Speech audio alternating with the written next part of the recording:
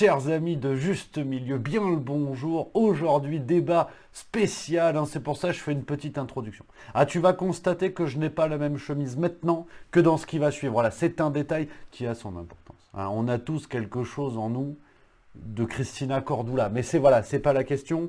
Aujourd'hui, débat particulier, spécial. J'ai eu la chance et l'honneur de recevoir Emmanuel Picardi, donc docteur en philosophie à l'Université catholique de Louvain en Belgique. On salue la Belgique qui nous regarde, nos amis belges. Aujourd'hui, on va jacter philosophie sur ce qui se passe. Ouais, ces affaires de passe sanitaire, la société qui est en train de bouger. Donc débat en deux parties, plus de 2 heures d'émission. Comme ça, c'est la première partie aujourd'hui, la prochaine dimanche prochain. Comme ça, tout le monde a le temps de digérer, de réfléchir. Alors pourquoi un débat particulier? Vous allez assister vraiment à presque un cours de philosophie, vraiment quelque chose où il y a eu un échange, mais il y a surtout beaucoup de réflexion, beaucoup de pensées. Alors je préfère vous le dire tout de suite, la première partie est un peu exigeante, un peu, voilà, on est à l'école. On prend le cahier, on écoute, on note, mais c'est aussi ça qu'il nous faut les amis. On se plaint d'avoir une information de manière générale qui nous ne pousse plus à réfléchir.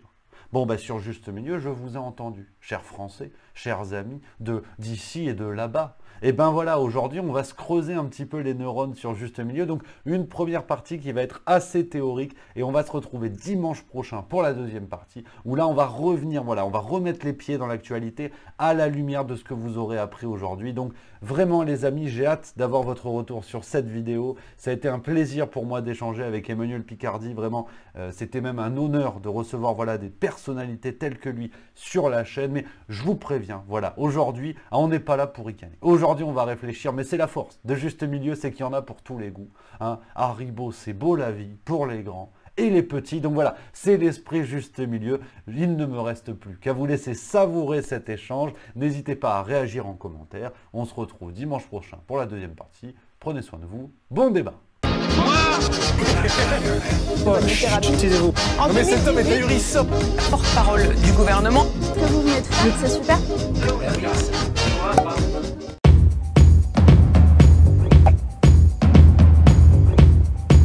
Et bonjour, bienvenue à tous pour ce nouveau débat du jour sur Juste Milieu. Et aujourd'hui, on va se creuser la caboche. Vous allez voir, ça va être du plaisir, comme s'il en pleuvait. J'ai la chance et l'honneur de recevoir Emmanuel Picardi, alors dans toute forme de débat. Cher Emmanuel, comment vas-tu? Très bien, très bien. Comme je te le disais, ici on profite d'un très beau soleil, ce qui me permet d'apprécier les nuances de l'automne, une période de l'année que j'apprécie vraiment. Donc très bien. Et toi, comment vas-tu? Plutôt bien, hein. Tout va bien pour Juste Milieu. L'année 2021 se conclut sur une très belle note avec Juste Mensuel. On aura l'occasion d'en reparler.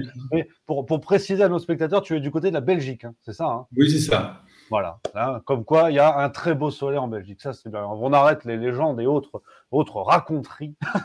tout est bêtise. Donc aujourd'hui, un cher Emmanuel avec toi, on va parler de philosophie. Alors vous le savez, chers spectateurs de Juste Milieu, c'est le petit plaisir, la philosophie, l'éclairage que ça peut nous apporter sur l'actualité. Et aujourd'hui, vraiment, on va se livrer avec toi à un exercice extrêmement passionnant, extrêmement intéressant. Comment on peut regarder notre actualité à la lumière de ce que la philosophie peut nous apporter. Et vraiment, on va se régaler. Donc, je rappelle, tu es doctorant en littérature française et philosophie à l'Université catholique de Louvain, auteur d'une thèse en 2017. Hein, oui, c'est ça. Donc, je suis docteur, pas doctorant. Donc, docteur, excuse-moi. Bon, il y a déjà des années, enfin quelques années, on va dire.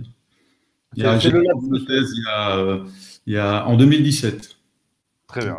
C'est le lapsus. Le mot docteur me fait peur aujourd'hui. J'ose plus l'utiliser. Finalement, je suis toujours doctorant puisque je continue, donc pas dans le milieu académique, mais à me frotter à la philosophie. Hein, donc, c'est une pratique. Je suis toujours, selon le mot de Socrate, amoureux d'un savoir philosophique. Et j'ai d'ailleurs organisé mon existence pour pouvoir le pratiquer au mieux. Donc on peut dire que je suis un doctorant éternel, ça on peut le dire.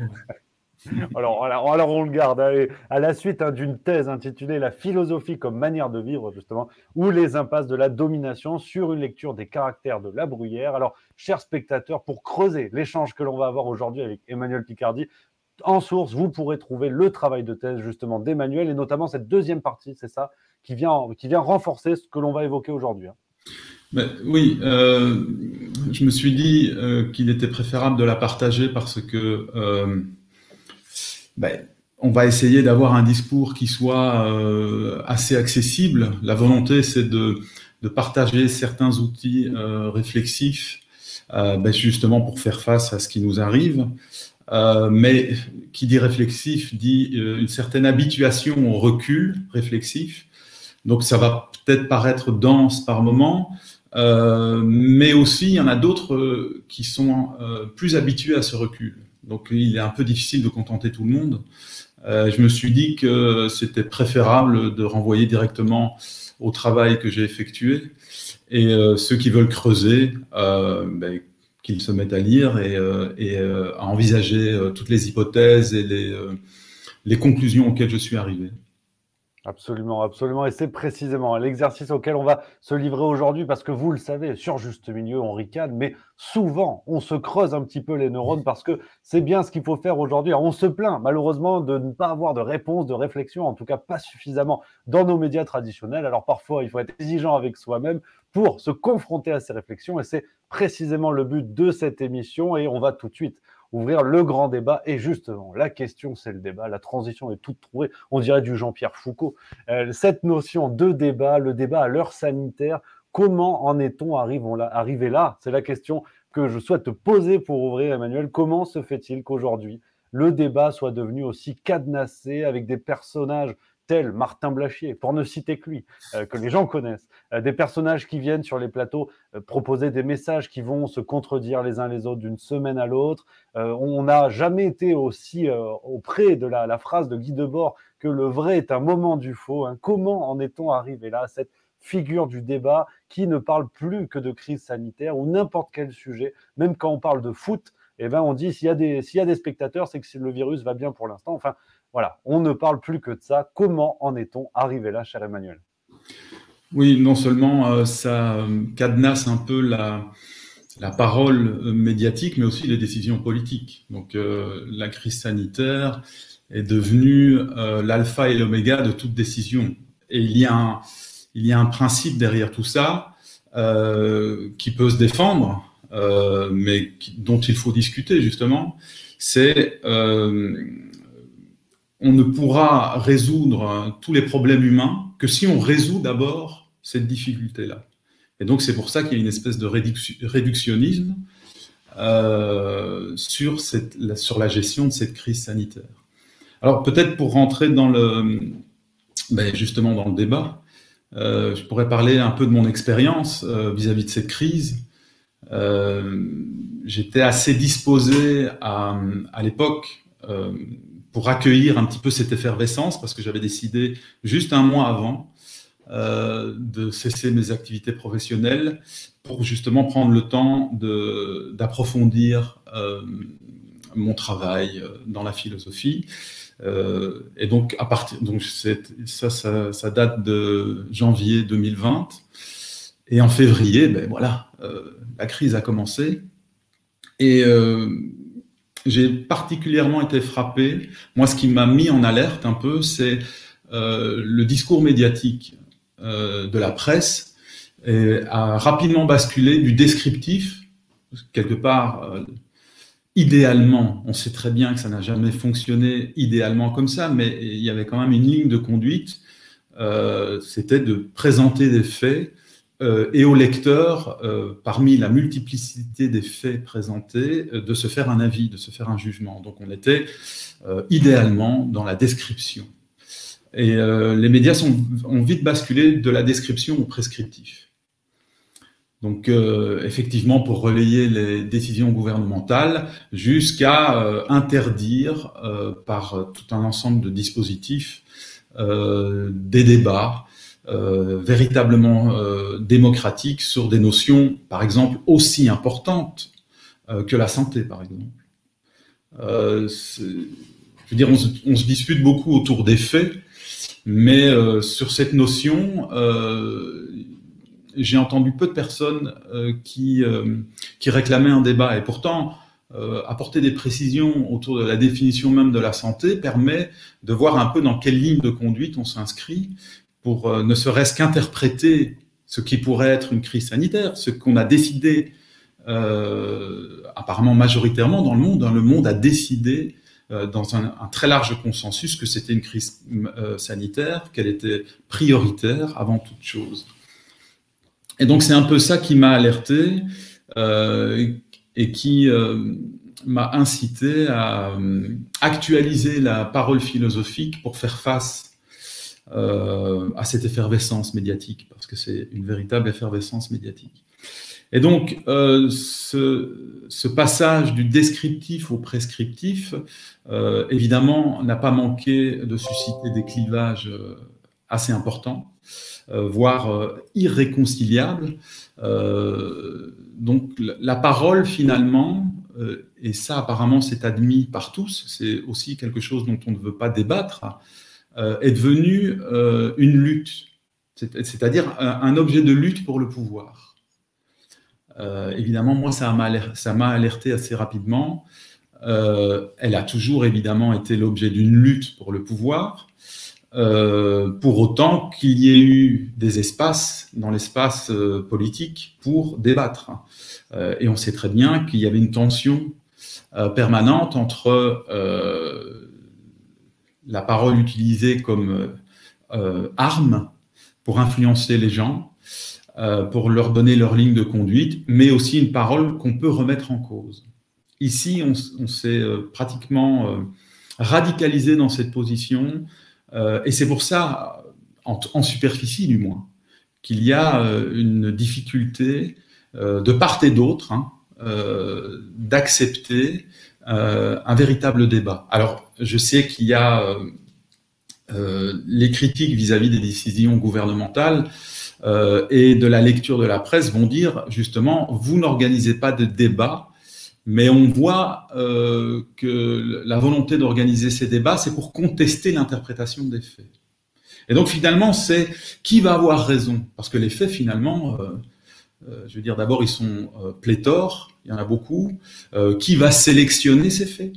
En fonction de quel principe de valeur? Et qui va leur donner le sens que la communauté devra suivre? Et généralement, l'histoire nous le dit, ce qui donne sens à ce qu'il faut croire, à partir de faits ou autres, c'est le pouvoir. Donc, quelque part, il y a une espèce d'impasse pour ceux qui veulent contester, en tout cas, cette situation. Moi, je suis tout à fait ouvert, évidemment, à ce qu'on ouvre au débat, mais que ça ne soit pas une lutte pour dire qui a raison et qui a tort en fonction de certains faits. Donc voilà, c'est surtout cette conviction de plus en plus aiguë selon laquelle la parole est une arme.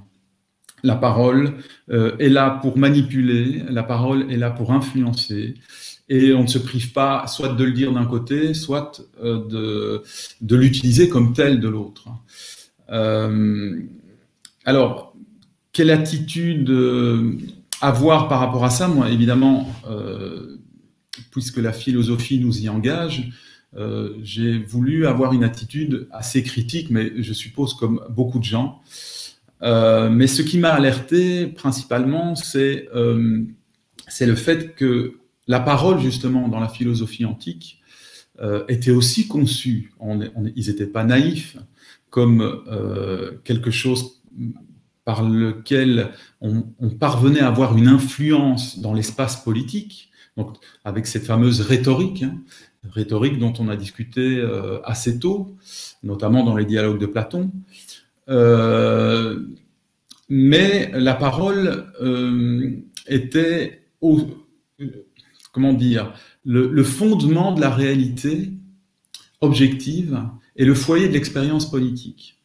Donc là, il y a quelque chose à comprendre. Il y a un proverbe très ancien qui dit la vie et la mort dépendent du langage, et qui l'affectionne en récoltera du fruit.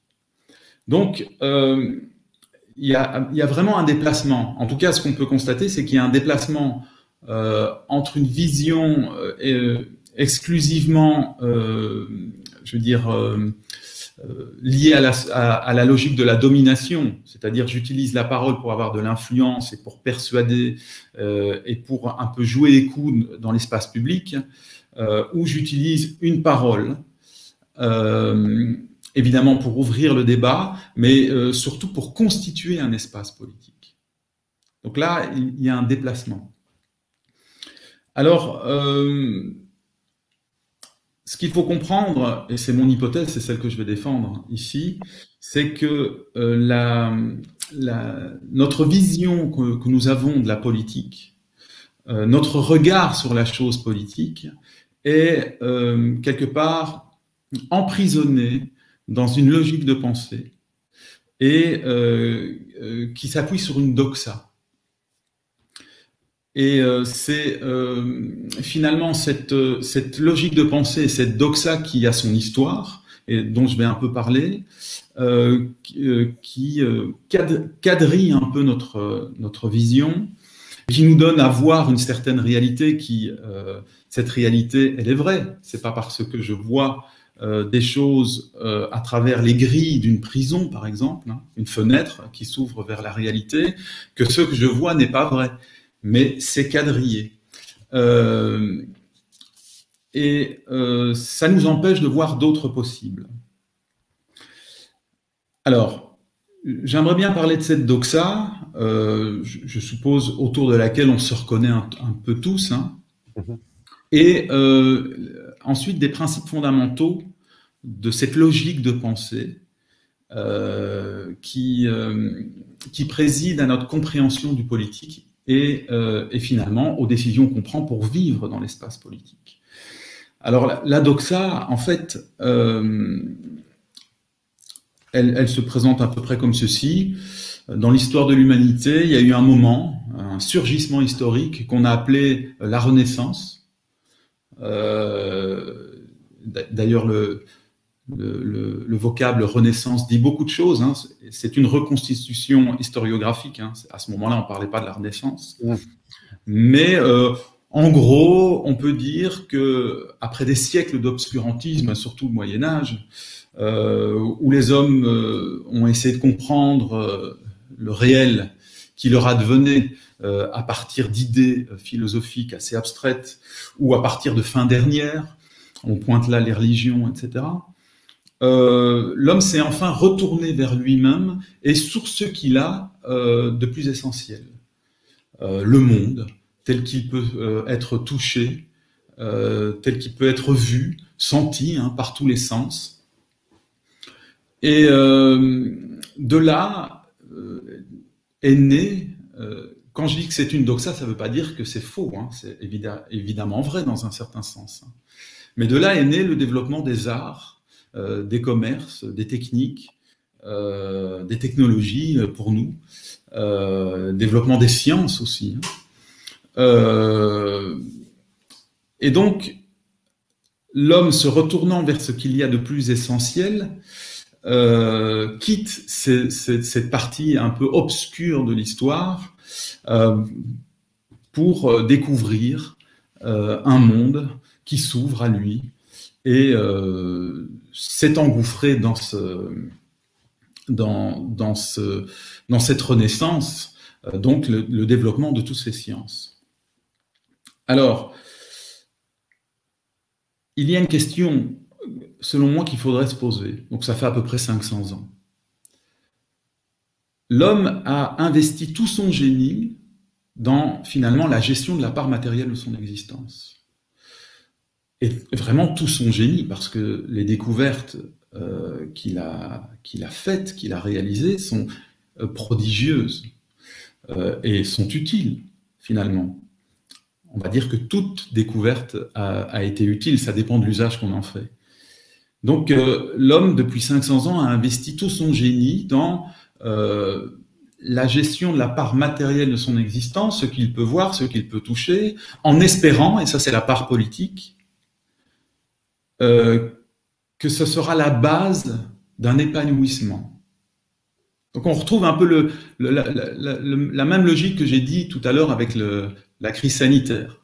Tant qu'on n'aura pas, et c'est très clairement formulé dans certains textes de la Renaissance, Tant qu'on n'aura pas résolu les problèmes liés à l'économie, hein, parce que l'économie au sens large, c'est la gestion de la part matérielle de l'existence, tant qu'on n'aura pas suffisamment à manger, par exemple, de quoi se vêtir, de quoi se nourrir, de quoi se défendre aussi, des attaques des ennemis, etc. Tant qu'on n'aura pas tout ça, on ne pourra pas s'élever dans l'émancipation humaine. Donc c'est le début, c'est la base. C'est quasiment la planche de salut. Sauf qu'à l'époque, on se disait, commençons d'abord par ça et puis voyons le reste. Le problème, c'est qu'avec l'histoire, on est resté à ce niveau-là. Et donc, il y a une espèce déjà de réductionnisme qui est très économique. Donc, on doit d'abord se soucier de la part matérielle de son existence et il n'y a plus d'autre niveau pour nous. Au bout on a oublié toute la réflexion qui s'était faite au départ, mais pour nous, c'est ça, quoi. Et donc, c'est pour ça, d'ailleurs, qu'on est dans un système qui privilégie la production d'un côté et la consommation de l'autre, hein, puisqu'on suppose que de cette production, de cette consommation, il en va du bonheur humain.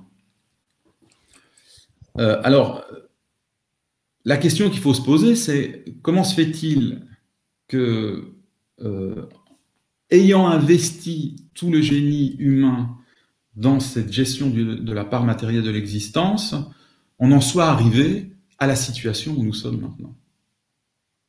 Pour essayer de rebondir sur ce que tu dis et réutiliser les termes et peut-être offrir une transition vers là où tu veux aller, tu parlais de la notion de renaissance, effectivement la symbolique du mot renaissance, mais on peut aussi, et c'est à travers la chronologie que là tu dépeins, on peut aussi passer par là, et on passe obligatoirement par la révolution. Et la révolution, c'est aussi un tour. Est-ce qu'aujourd'hui, est-ce qu'on n'a pas fait le tour, justement? Est-ce qu'on n'est pas en train de retomber dans un monde qui s'obscurcit, dans un monde qui recommence à avoir des peurs quasi irrationnelles, ce qu'on peut voir aujourd'hui avec le virus dans les premiers temps, et même encore aujourd'hui, alors qu'on a des outils extrêmement puissants comme la science et les développements qu'elle a pu offrir, est-ce qu'on n'est pas en train de retomber dans un monde obscurci, dans un monde qui a peur de choses dont il sait pourtant qu'il pourrait saisir les explications, dont il pourrait saisir les mécanismes.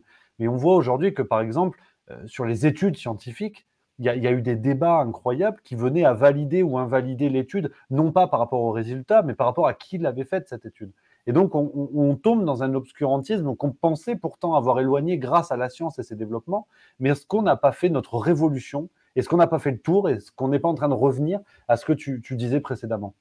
Alors, je précise tout de suite que c'est la doxa qui dit qu'on est sorti d'un obscurantisme. Évidemment, si moi, je pense qu'un recours à la parole de type socratique nous serait salutaire, je n'avalise pas cette doxa qui dit qu'on est sorti d'un obscurantisme et que il y a une renaissance. Alors, le fait qu'on ait fait un tour, là, l'idée est intéressante, que ça soit au niveau de cette conviction que, après avoir résolu les problèmes matériels, on pourra s'occuper du reste qui nous semble le plus important. Mais le plus important, c'est d'abord l'économique, la gestion de la part matérielle de l'existence, mais aussi un souci de sécurité. Je veux dire, rapidement là-dessus, mais en tout cas les théories politiques qui ont émergé à la Renaissance se sont faites dans des climats de terreur et d'anarchie totale, en tout cas pour l'Italie, et les guerres de religion par la suite, etc. Et donc, on conçoit tout à fait pourquoi les penseurs politiques ont essayé de concevoir un système de compréhension qui nous permette de sortir de cet état d'anarchie potentielle. Et effectivement, il y a un tour qui a été fait, puisque tout ce qui a été proposé nous fait revenir à un point d'insécurité qui apparaît assez flagrant. En tout cas, insécurité politique. Mais non seulement insécurité politique, mais gestion épouvantable des ressources de la planète. Ça, je pense qu'il n'y a personne qui pourra contredire ce fait. on est dans un système de production qui a perdu finalement la relation avec la question des besoins fondamentaux de l'homme. Donc on est dans une espèce de mécanisme qui nous fait produire pour consommer et finalement produire, etc. Donc il y a une perte de l'interrogation sur la fin de l'activité humaine. Et donc voilà, la question que je voulais poser, c'est après avoir investi tout le génie humain dans cette chose qui nous a donné des choses magnifiques à voir, à entendre, à toucher, etc. Même les arts, hein, on peut dire le développement des arts aussi, on peut parler de ça. On en vient à un point où on s'effondre à l'endroit même où on avait misé tous nos espoirs. Donc c'est absolument fascinant. À moins de considérer que l'homme soit une monstruosité de la nature, soit parfaitement idiot, il investit toute son intelligence dans la gestion matérielle de l'existence, et c'est par là même que ça s'effondre, générant des insécurités politiques, etc. Autre question, je parlais de la production. C'est clair qu'au moment où ces théories politiques ont émergé, il y avait des problèmes de faim, il y avait aussi des maladies, il y avait une insécurité physique patente. Et donc, on peut aussi comprendre pourquoi on s'est dit commençons d'abord à nourrir les ventres, et puis on parlera du reste. Le raisonnement séduit. Un ventre qui a faim va pas commencer à s'occuper de la philosophie, par exemple, ou de ce que peut être la justice, etc. D'abord, nourrissons. Le plus aberrant dans notre situation, c'est qu'on est arrivé à une production de biens de consommation absolument pharaonesque. C'est-à-dire que cette production est tellement énorme que c'est non pas son manque qui peut nous détruire, c'est l'accumulation. C'est-à-dire qu'il y a tellement de biens qu'on peut en être étouffé. Donc, en sachant en plus qu'on épuise toutes les ressources de la planète pour pouvoir produire tout ça. Mais le pire, c'est qu'il n'y a jamais eu autant de difficultés politiques et de gens qui estiment ne pas avoir assez, et de gens qui se pressent au portillon. Donc il y a toute une logique de pensée là-dedans qui fait qu'on n'arrive pas à sortir d'abord le matériel, d'abord nourrir le ventre, d'abord construire un habitacle qui nous protège, qui nous met en sécurité. On n'a pas réussi à dépasser ce stade qui fait que les hommes, à l'intérieur de cet habitacle, se battent pour avoir plus encore. Et donc il y a un problème finalement on peut dire qu'il y a une espèce d'omission. On a oublié que c'est pas simplement la quantité de biens qui permet de réguler les relations entre les hommes, c'est l'usage qu'on peut faire de ces biens.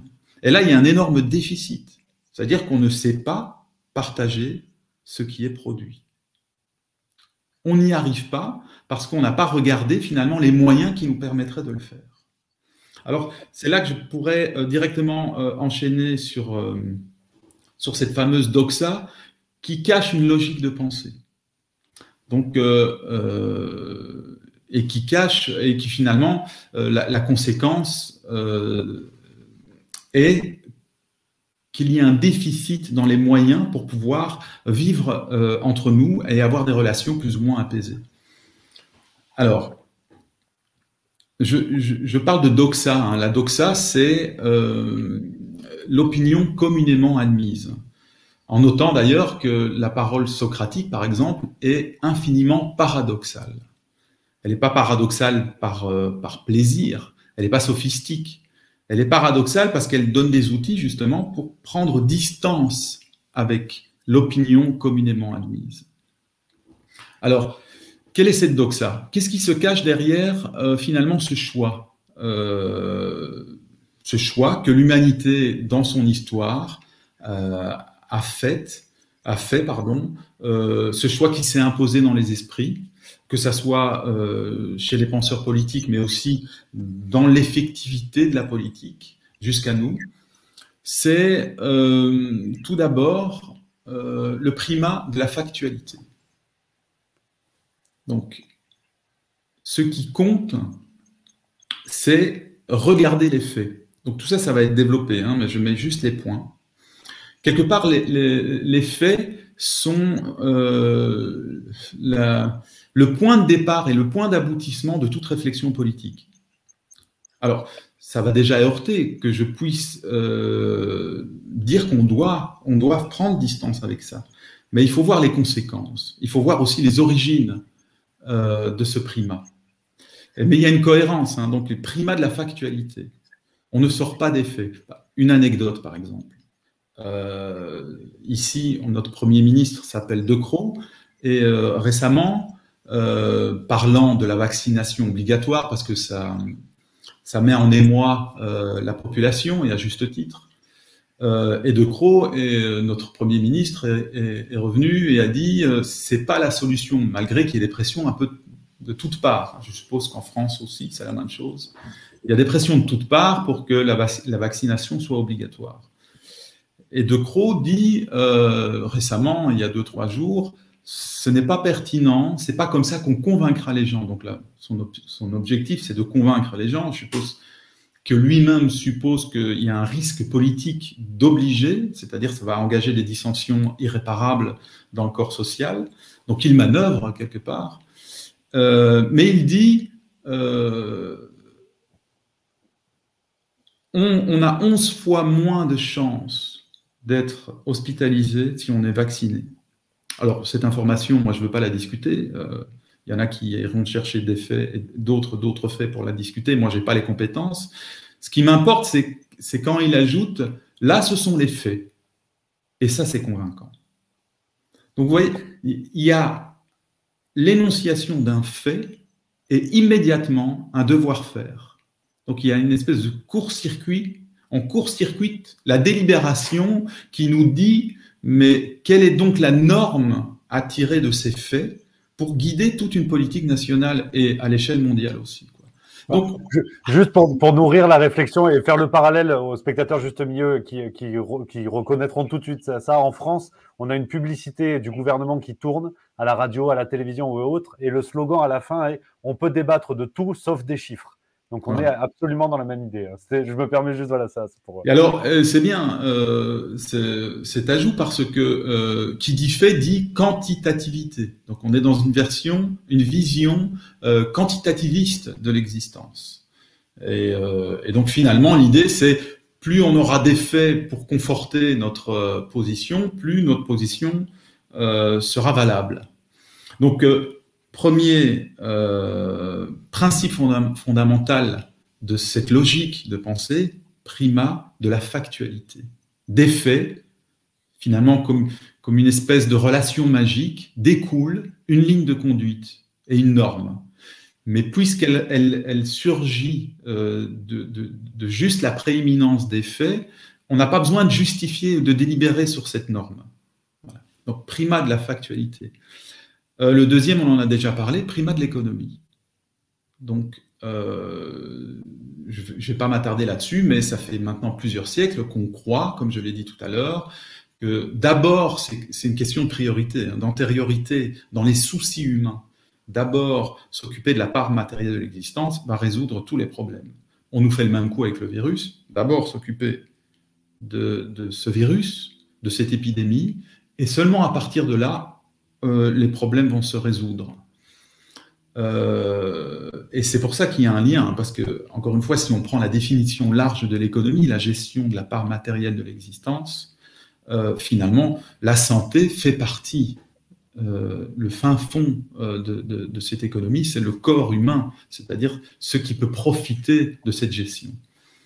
Le troisième principe fondamental, c'est la lutte.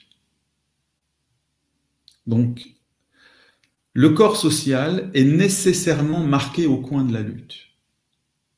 Ce qui est logique quelque part. Si on réduit l'existence en la possession d'un domaine de biens matériels, et que cette possession se fait dans une espèce d'habitacle fermé, obligatoirement ce que je vais prendre pour moi-même ne va pas être dans les possessions de l'autre. Donc il y a une espèce de lutte qui est comme une chape de nécessité sur les relations humaines. On ne peut pas faire autrement.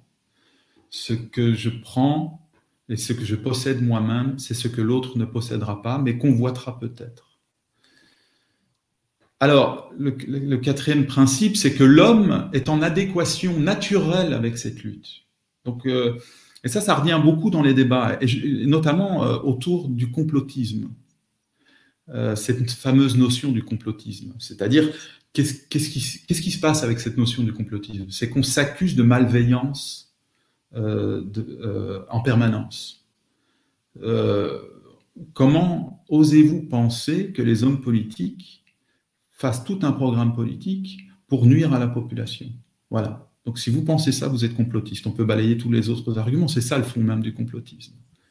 Et pareil pour les autres. C'est-à-dire, comment est-ce que vous, puisque vous le pensez, donc ceux qui critiquent les mesures gouvernementales, ils ont un peu de mal à sortir de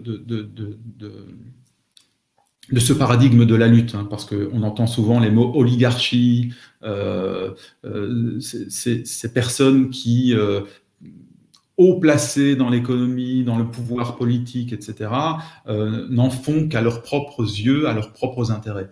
Je ne veux pas contester ça, mais je veux dire que c'est une vision d'une certaine vérité qui nous cadenasse. Donc, c'est pas parce que c'est vrai dans les faits, encore une fois, que c'est un sentiment ou un jugement qu'on doit autoriser pour l'action. On va revenir là-dessus, hein. Donc, je reviens. Primat des faits, primat de l'économie, primat de la lutte. Finalement, on voit la société comme sous cette chape de nécessité qui est la lutte pour l'appropriation des biens qui sont produits, conquis, etc.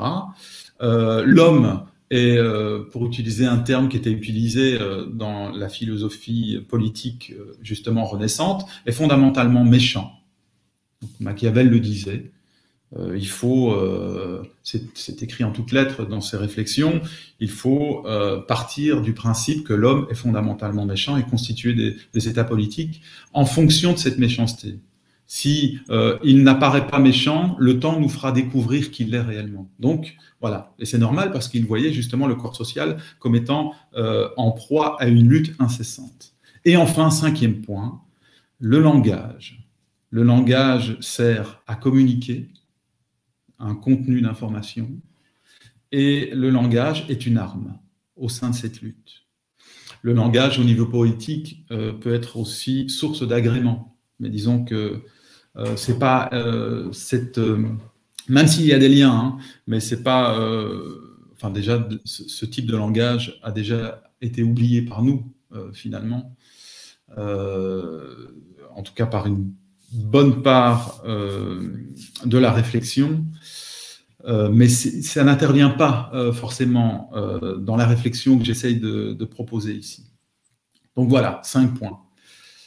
Je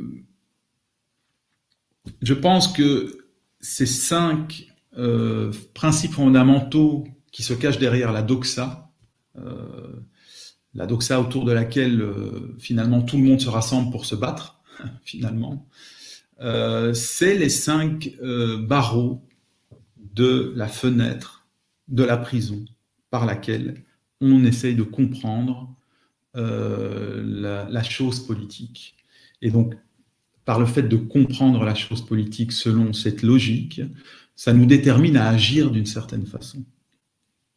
Alors, c'est là que je vais recourir à la parole de type socratique, puisque c'est elle, non pas forcément pour changer d'avis, parce que finalement on peut être d'accord avec cette doxa, hein, et il y en a certainement qui vont se battre pour défendre cette doxa et dire que, et pourquoi pas d'ailleurs, débattons-en. Mais la parole socratique nous donne des outils pour prendre distance avec toute doxa, quelle qu'elle soit. Et c'est une parole paradoxale qui n'a pas été forcément dépassée parce que les questions que pose Socrate dans certains dialogues platoniciens nous apparaissent encore éminemment paradoxales. Dans le Gorgias, par exemple, il a cette hypothèse qu'il est préférable comment dire, de subir l'injustice, c'est-à-dire de se faire voler, par exemple, tous ses biens et même d'être tué quelque part, que de la commettre. C'est éminemment paradoxal. Et la vie de Socrate en est l'exemple même, puisqu'il a été lui-même victime d'une injustice. Il a accepté lui-même de boire la ciguë alors qu'il n'était pas de l'avis de ses accusateurs. Il n'acceptait pas la condamnation. Donc il y a une démarche philosophique profondément paradoxale qui n'est pas que dans le discours, mais aussi dans l'action, qui nous interpelle encore. Alors, pour pouvoir accéder à cette parole paradoxale, je voudrais juste parler du chemin qui m'y a conduit. Peut-être que c'est une porte d'entrée qui sera, on va dire, un peu plus aisée. Donc moi, j'ai abordé la philosophie antique à partir d'une certaine lecture de la philosophie, hein, parce qu'évidemment, il y a plusieurs hypothèses de lecture. Enfin, je veux dire, le monde académique est partagé entre multiples hypothèses et multiples champs qui ont chacun leur position. Le mien, il est assez précis. Il découle de la lecture de Pierre Hadot, qui n'est pas très connu, qui est un lecteur très rigoureux de la philosophie antique. Par contre, son travail, cette hypothèse qu'il a formulée par rapport à la lecture des textes antiques, a été reprise par Michel Foucault, qui lui a donné une espèce d'éclat et qui a suscité d'ailleurs beaucoup de travaux. Mais donc, voilà, je vais parler un peu d'hypothèse d'Hadot. C'est un problème philologique au départ. Il a constaté que toutes les interprétations et toutes les tentatives de lecture des textes de la philosophie ancienne, et particulièrement évidemment ceux de Platon, ou d'autres, hein, même Aristote, ne parvenaient pas, donc butaient sur quelque chose. Ils ne parvenaient pas à intégrer une masse assez conséquente de parties de discours dont on se demandait ce qu'elles faisaient là.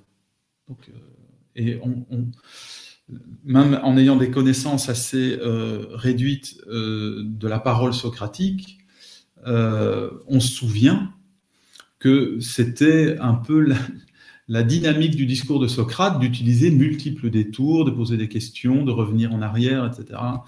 Et très difficile pour le lecteur moderne d'y retrouver son chat, si je puis dire.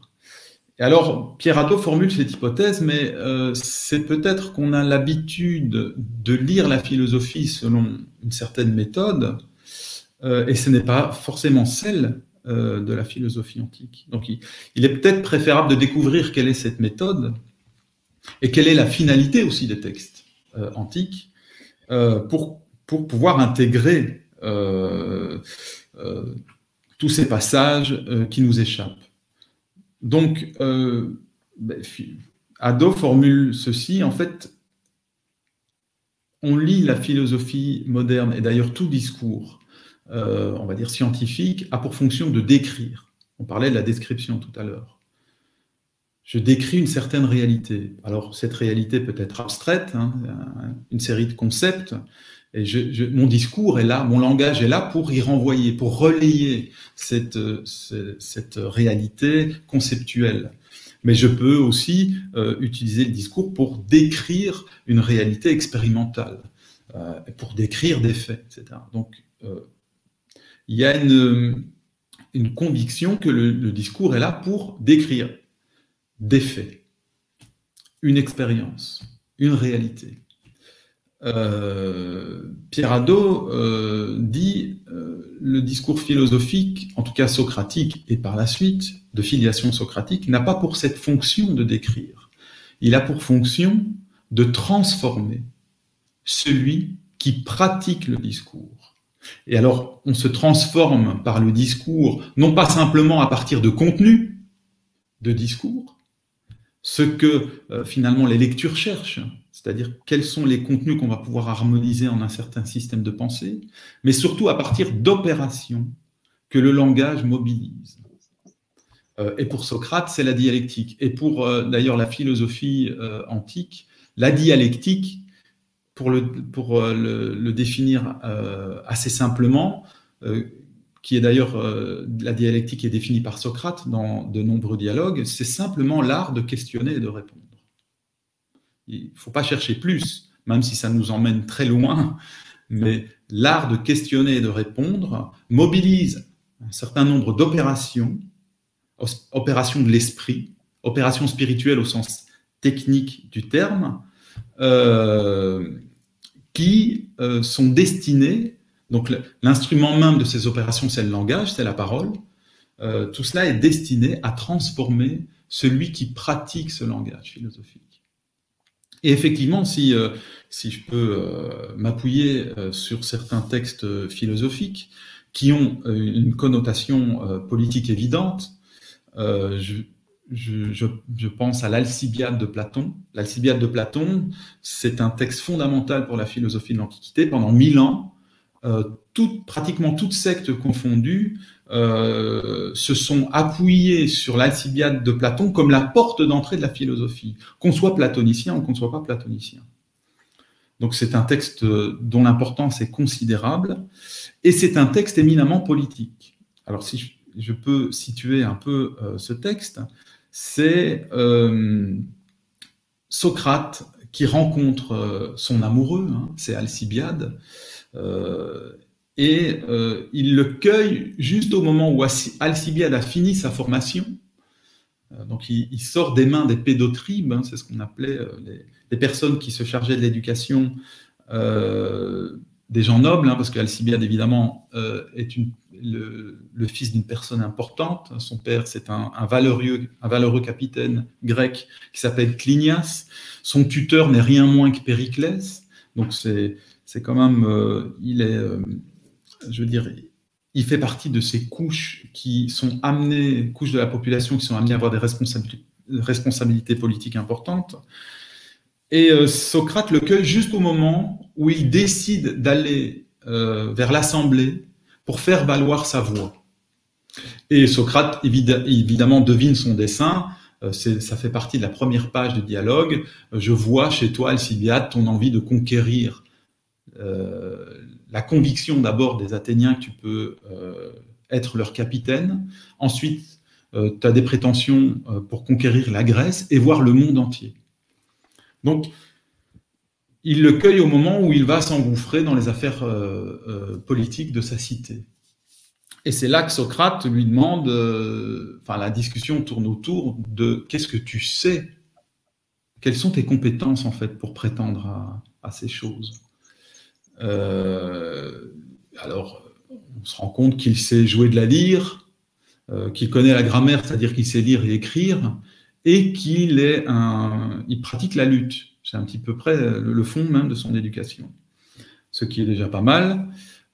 Mais Socrate va vite l'arrêter sur cette notion éminemment importante, autour de laquelle il faut réfléchir avec beaucoup d'attention, c'est la notion de justice.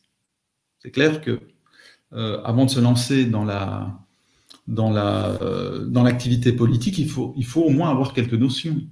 Alors, Socrate et Alcibiade, chemin faisant, s'aperçoivent que Alcibiade n'en connaît pas grand-chose, il a une vague idée de la justice, et en plus, il ne sait pas d'où lui vient cette vague idée.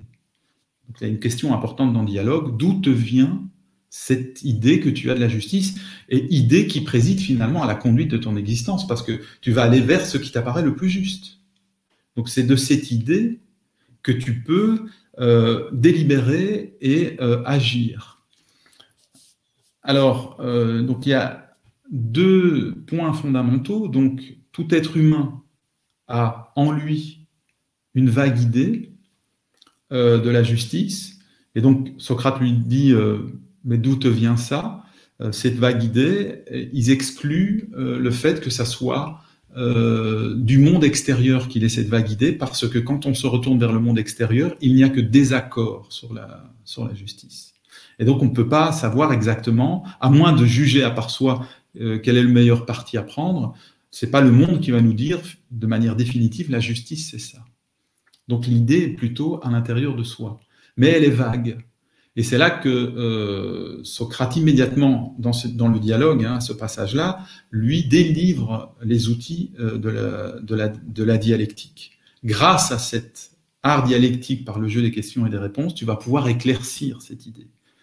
Et tu vas pouvoir, non seulement, c'est la promesse de Socrate, ça nous choque un peu parce qu'on pense toujours que Socrate n'est versé que dans la rationalité, dans la philosophie.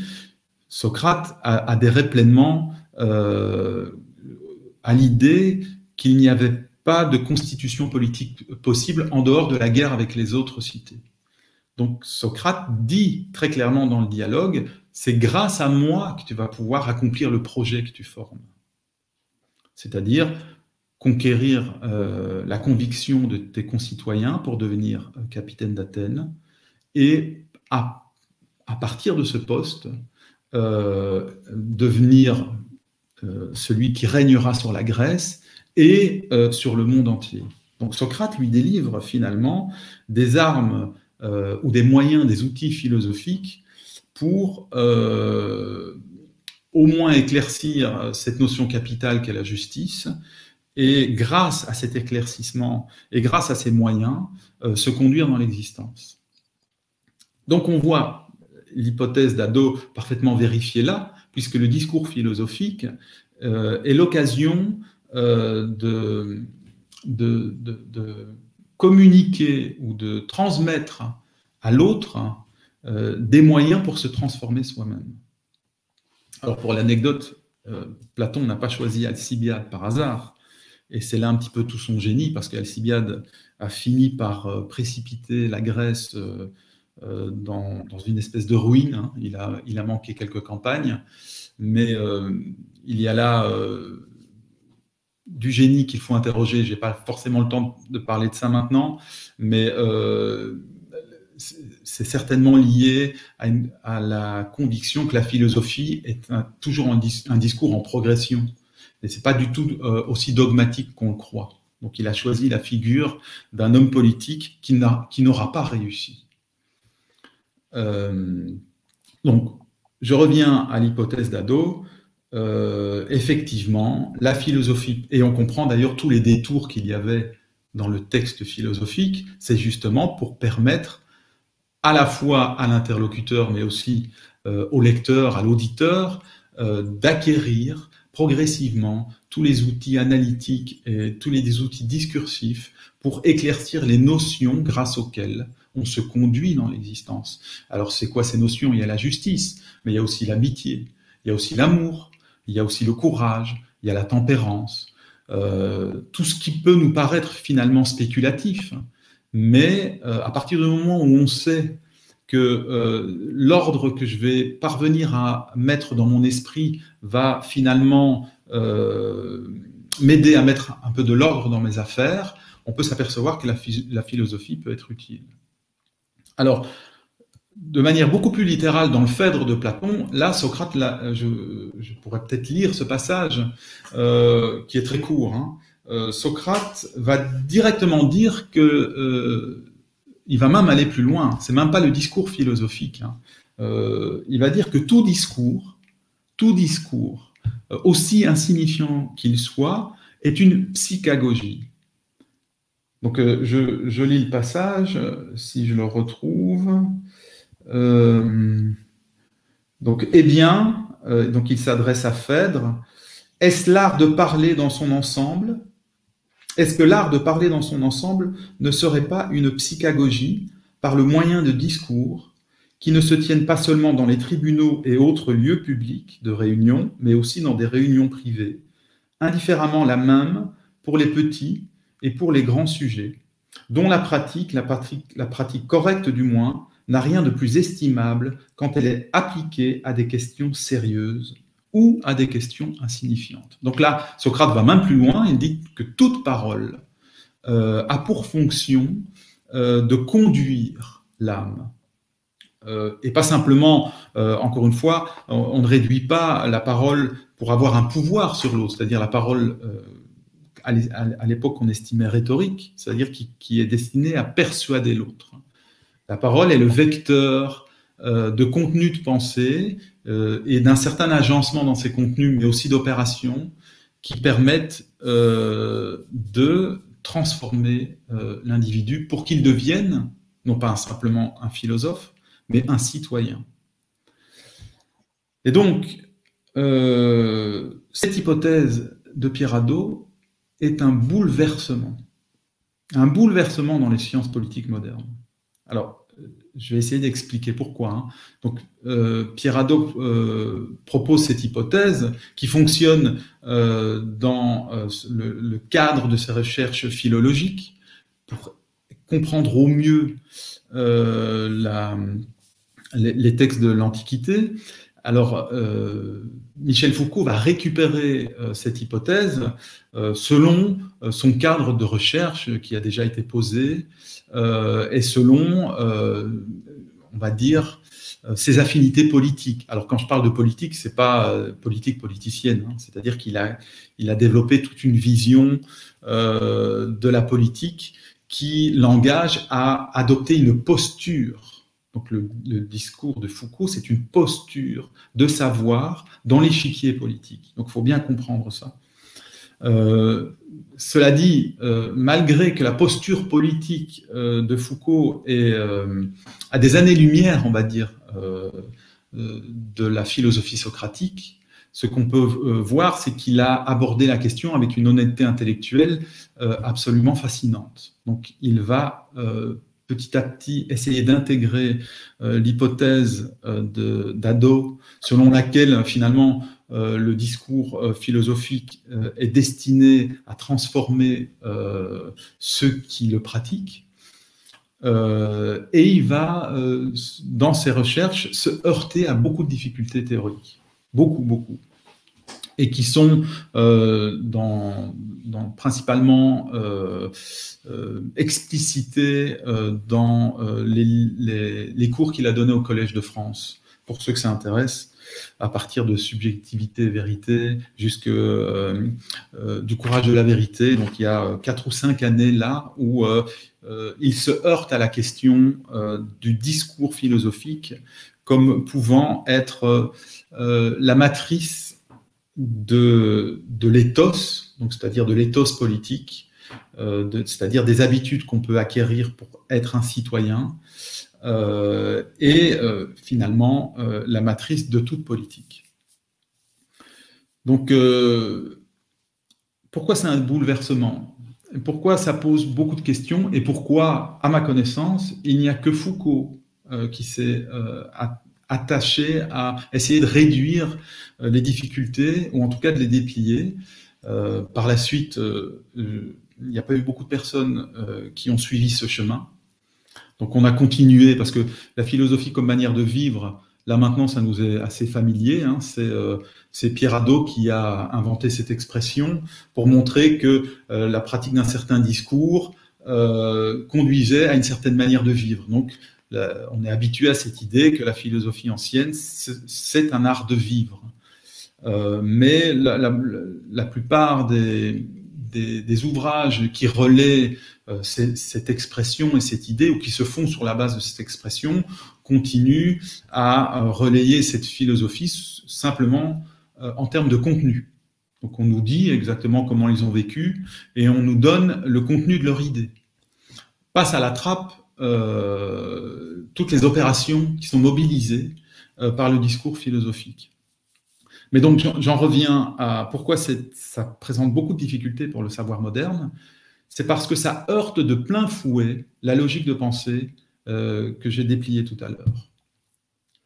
Parce que si le langage a cette faculté en laquelle on a cru pendant des millénaires, hein, donc là, on trouve des traces de la pensée socratique jusqu'à la fin du XVIIe siècle, dans son opérativité même. Donc si le langage a cette faculté de transformer l'être humain qui le pratique, et le transformer en plus dans sa dimension de citoyen, ça veut dire que ça se heurte à tous les principes de la doxa et de la logique de pensée que j'ai décrit tout à l'heure. Puisque ce ne sont plus les faits qui deviennent le fondement de la réalité politique, c'est la parole, d'abord. Ce ne sont plus, comment dire, bien sûr, il faut intégrer les faits, hein, je n'ai pas dit qu'il fallait les chasser. Il faut comprendre que toute interprétation des faits est préalablement quadrillée par des choix d'existence. Et même la sélection des faits est quadrillée. Pourquoi? Dans le magma des faits humains, choisit-on ceux-ci plutôt que ceux-là? Et pourquoi on leur donne cette interprétation-là? C'est parce qu'il y a des choix d'existence qui président à cette sélection, à cette interprétation. Donc dire que la parole transforme, ce n'est plus dire que ce sont les faits qui nous disent ce qu'on doit faire. Dire que la parole transforme, c'est ne plus faire de la gestion matérielle de l'existence le primat absolu de l'existence. C'est-à-dire que c'est pour ça que d'ailleurs Socrate montrait, Socrate c'est la figure de l'ascèse, hein. Dans beaucoup de dialogues, il suggère cette idée qu'il n'assaisonnait ses plats qu'avec son appétit. C'est-à-dire qu'il avait une distance par rapport avec la possession des choses matérielles pour justement donner et à son corps assez de vigueur et à son esprit assez de vigueur pour s'adonner à la philosophie et à la réflexion. Donc il y a un rapport de causalité entre l'ascétisme et la possibilité d'être un athlète de la philosophie. Donc, c'est un petit peu l'enjeu d'ailleurs du dialogue de l'Alcibiade dont j'ai parlé tout à l'heure, où la question se pose de savoir quel est le soi dont il faut se soucier quand on dit qu'il faut se soucier de soi. Donc ça intervient dans le dialogue où Alcibiade est complètement perdu et humilié par les questions de Socrate parce qu'il s'aperçoit qu'il ne sait rien. Et puis Alcibiade se retranche sur sa position sociale et il dit mais regarde, par rapport à tous ceux qui m'entourent, je suis bien plus supérieur qu'eux. Donc j'ai pas besoin finalement de ta proposition de m'améliorer et de me transformer. Et c'est là que Socrate lui dit mais enfin tu crois que c'est avec le cordonnier, le boucher du coin ou le charretier que tu dois te comparer? C'est plutôt tu dois te comparer à tes ennemis en face desquels tu vas devoir te battre, c'est-à-dire les Lacédémoniens d'un côté et les Perses de l'autre. Et regarde, ils sont tous orientés vers le divin et ils entretiennent une vie qui leur permette d'avoir cette aura divine et de dominer sur la Grèce, etc. Alors, c'est là que Socrate lui dit « Tu dois te soucier de toi. Pour pouvoir égaler ces personnes, il faut absolument te soucier de toi. » Donc c'est la fameuse question du souci de soi socratique, mais que Socrate va articuler tout de suite à la connaissance de soi. Parce que j'ai beau me dire je me soucie de moi, mais si je n'ai pas une définition claire de ce qu'est le moi, quand je dis je dois me soucier de moi, de quoi je vais me soucier? Donc le fameux gnotisotone, c'est connais-toi toi-même pour prendre soin de toi. Et dans ce connais-toi toi-même, il y a une hiérarchie des valeurs qui dit clairement tu dois d'abord t'occuper de ton âme. Tu dois d'abord t'occuper de tes facultés spirituelles. Voilà. Donc il y a contenu dans la parole de type socratique un renversement des valeurs par rapport à la doxa et à la logique de pensée qui cadenassent la science et l'action politique moderne, puisqu'on a fait de l'économie l'alpha et l'oméga de toute décision. Encore une fois, évidemment qu'il faut se soucier de l'économie, mais Socrate nous suggère simplement qu'avant de se soucier de l'économie, il faut prendre soin de ce grâce à quoi je pourrais m'en soucier le mieux, c'est-à-dire mon intelligence, mes humeurs, mes passions, etc. Donc il y a un renversement de valeurs. Donc encore une fois, l'hypothèse d'Ado qui nous dit le langage peut transformer l'homme, à partir du moment où on le pratique d'une certaine manière, vient heurter de plein fouet tous ces principes, hein. La factualité comme le fondement politique de toute réalité, non. Est-ce que c'est d'abord le primat de l'économie? Mais non. Il faut s'en soucier, mais peut-être pour autre chose, peut-être pour accomplir des choses plus nobles. Évidemment, il faut avoir une économie rigoureuse. Et d'ailleurs, toute ironie mise de côté, c'est l'ascète qui a la meilleure économie, puisque c'est celui qui se concentre de ce qui lui suffit pour accomplir des choses plus nobles, comme l'élévation, par exemple, spirituelle. Finalement, est-ce que l'homme est marqué au coin de la lutte à l'intérieur même du corps politique? Non plus. Et d'ailleurs, toute la philosophie socratique est un témoignage illustre pour montrer qu'il est possible de sortir de la lutte par le dialogue, par la communication, pour s'entre-améliorer les uns les autres. La fin du dialogue de l'Alcibiade, c'est la promesse de se rencontrer à nouveau pour recommencer cette discussion. Et donc, il y a un lien d'amitié qui se fait grâce à l'énonciation d'une parole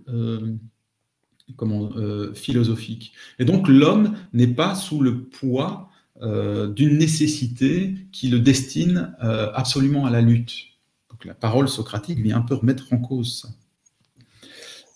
Et enfin, tout ce qui vient d'être dit confirme que le langage ne peut pas s'utiliser simplement comme étant un langage qui communique un contenu d'information, un langage qui est une arme pour avoir de l'influence dans l'espace politique, mais c'est aussi essentiellement un outil de transformation de soi par le dialogue. Et donc c'est pour ça que finalement l'hypothèse de Pierre Hadot a soulevé d'énormes difficultés que j'ai essayé de relever dans ma thèse et d'expliciter, donc en faisant, pour l'aspect technique, hein, en faisant une espèce de comparatif entre ces deux logiques d'existence. Comment je veux dire, c'est ça qui nous, pour revenir à la question initiale, hein, qui nous enferme dans une espèce de réductionnisme. Réductionnisme du champ de vision de l'espace politique, réduit par ces points fondamentaux, et qui nous empêche de voir qu'il y a une autre réalité constructible et constructive possible sur le côté.